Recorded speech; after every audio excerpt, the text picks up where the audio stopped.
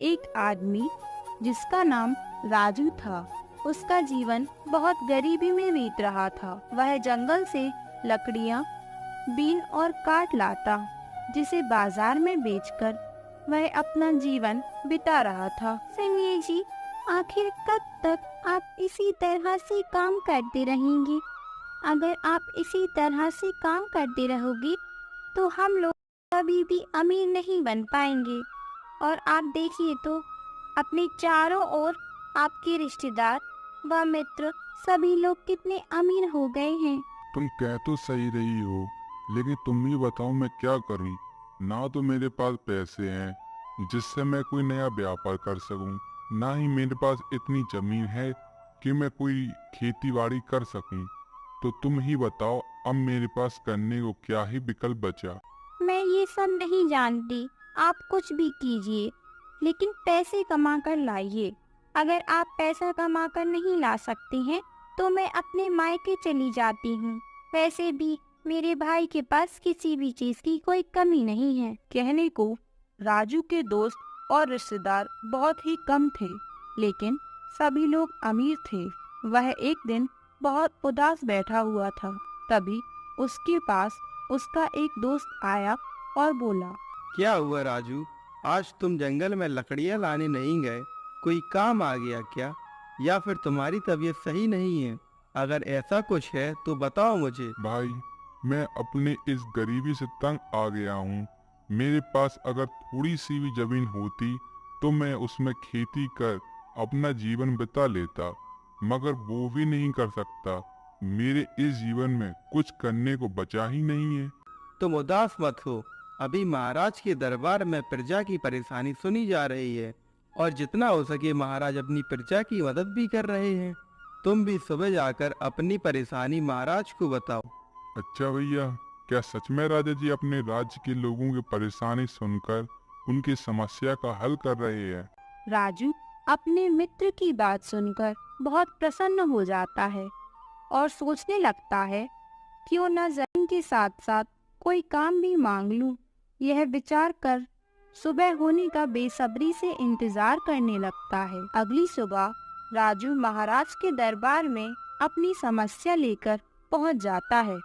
राजू जब दरबार में जाता है तो वहां देखता है लोगों की काफी भीड़ जमा थी।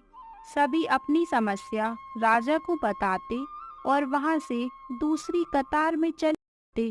राजू का भी जब नंबर आया तो उसने महाराज से कहा, महाराज की जय हो। महाराज, मैं आपके राज का गरीब लकड़ आ रहा हूँ। मैं प्रतिदिन जंगल में जाता हूँ और लकड़ी काट कर लाता हूँ, लेकिन मैं जब बाजार में उन्हें बेचने के लिए जाता हूँ तो कभी लकड़ी सारी बिच जाती है और कभी लकड़ी नहीं बिचती है। तो राजू, इसमें समस्या क्या है? किसी दिन व्यक्तियों को लकड़ी की जरूरत होती है और किसी दिन व्यक्तियों को लकड़ी की जरूरत नहीं होती है। तो मुझे इसमें तो कोई भी समस्या नजर नहीं आ रही है तुम्हारी। महाराज, यही तो समस्या है। जिस दिन मेरी लकड़ी नहीं बिचती है उस दिन मेरे घर का चूल्हा भी नहीं जलता है, जिसकी वजह से मेरे परिवार को भूखे पेट ही सोना पड़ता है। इसलिए आपसे प्रार्थना है कि आप मुझे अपने जीवन बिताने के लिए कोई जमीन और कोई रोजगार दे दीजिए। महाराज को राजू की समस्या उतनी भी बड़ी नहीं लगी जितनी कि राजू बता रहा होता है। राजू, तुम कल फिर आना। मैं कल तुम्हारी समस्या का समाधान अवश्य कर दूंगा। आज का समय दे दो मुझे। आज मैं अपने सलाहकारों से विचार विमर्श करके तुम्हारे लिए सही रास्ता चुनता हूँ। महाराज की बात सुनकर वह अपने घर के लिए चल देता है और दरबार में उपस्थित सलाहकार महाराज से कहते हैं, महाराज, मेरे हिसाब से राजू की समस्या ज्यादा बड़ी नहीं है। वह चाहता तो सिर्फ जमीन या रोजगार मांग लेता, तो भी वह अपना जीवन आराम से काट लेता, मगर उसके मन में लालच है, इसलिए उसने दोनों चीजें ही मांगी हैं। वरना उसका जीवन यापन किसी एक चीज को पाकर भी आराम से चल सकता है। कोई बात नहीं, उस राजू को कल फिर इसलिए ही बुलाया है। मैं कल उसे ऐसी चुनौती दूंगा जिससे यह पता अवश्य चल जाएगा कि उसके मन में लालच है या फिर उसे दोनों ही चीजों की सच में जरूरत है। दरबार में इसी विषय पर विचार विमर्श किया जा रहा था और दूसरी ओर राजू घर पर आ जाता है। क्यों जी, आज आप खाना पकाने के लिए कुछ भी नहीं लाए क्या?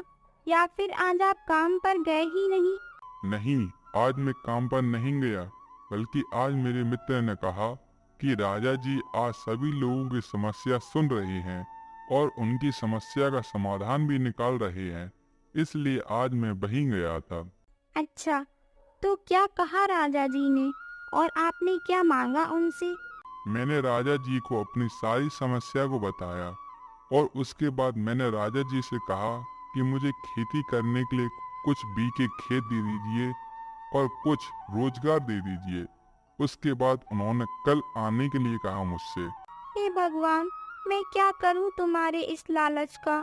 तुमसे कितनी बार कहा है कि तुम अपने लालचीपन को भूल जाओ। क्या तुम महाराज से एक ही चीज नहीं मांग सकते थे क्या?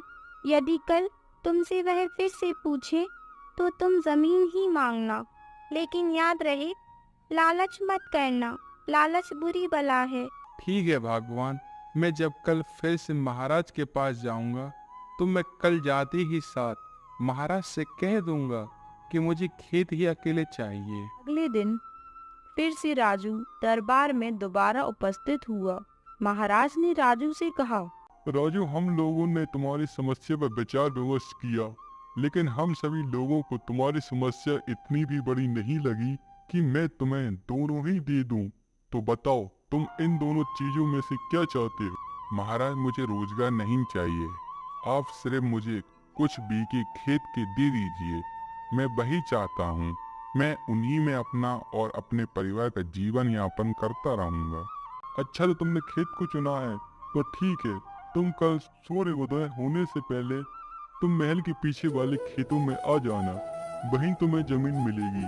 पर याद रहे, सूर्योदय से पहले ही आ जाना, ज्यादा समय मत लगाना। यदि सूर्योदय के बाद आए तो तुम्हें कुछ हाथ नहीं लगेगा। अब जाओ तुम।